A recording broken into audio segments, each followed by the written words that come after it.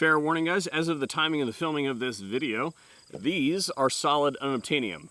I am told that they're coming soon, but I know that they're solid unobtainium because I just tried to buy a whole bunch of them in large quantity and I couldn't even get them. But supposedly they're going to be showing up soon. I'm not sure what the projected date of that is going to be, but if you see them, grab them up. This is the Extreme Duty Minimalist stock from Mission First Tactical, and it is not unlike the Battle Link Minimalist stock that they have on the market right now. That's very popular, a really good alternative to those people that are natural contrarians like me and just don't want to run a Magpul product. Right there, this is not going to replace this by any stretch of the imagination. However, this is an upgraded version of this, and basically I've ripped this off of my short barrel rifle here, and we're gonna use it to see what has changed between this stock and this stock. So this is supposed to be a heavier duty version of this, designed for heavier recoiling guns like your 458 SOCOMs, your 12 gauge shotguns, your 308s, things like that, versus this is designed to be super light and just be on the end of the gun and serve that minimalist purpose. You can see it even has little cuts out of it here for attachment of different sling points. The original does have a sling point on the bottom for integration of your swivel stud. This one's a little bit rusty, but right like that. The thing about the minimalist stock is because of that position, it tends to cause the gun to flip a little bit, depending on how your front anchor point is. What they've done with the Extreme Duty is they've put the attachment points where they should be on the sides of the gun. So if we just clip that in there right like that, you can see that that will go, and there's one on the opposing side.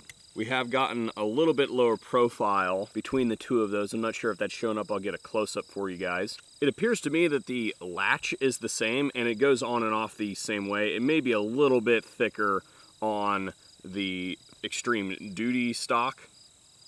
The bevel is the same there at the front. There is a little bit more length of pull on the Extreme Duty stock. There is more texturing on the side of the stock as well. The recoil pad is ever so slightly thicker. And real quick note, guys, I'm trying a new audio setup out here today, and if you guys are seeing some camera shake, I apologize. This is the first time I've tested it in the wind. I'm concerned that it may cause some shake, but this is what the old audio would sound like versus the new audio. And if you guys want to help support those kind of changes here at the VSO Gun Channel, then please consider subscribing to our Subscribe Star account. Patreon has been really mean to us, so we've decided to move on. We're going to try and convert everything over to Subscribe Star because they have promised to be pro-freedom, unlike Patreon.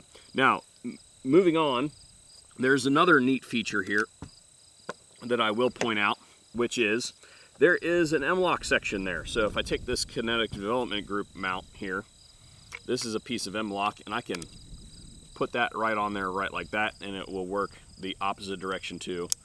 There are lots of things these days that I find are using what they're going to call a NATO mount, and this is what they're talking about. They just don't want to say gun mount or anything like that. They don't want to use the term Picatinny rail or 1913 or whatever it is. They're calling it a NATO mount on a lot of, especially the camera gear, for instance.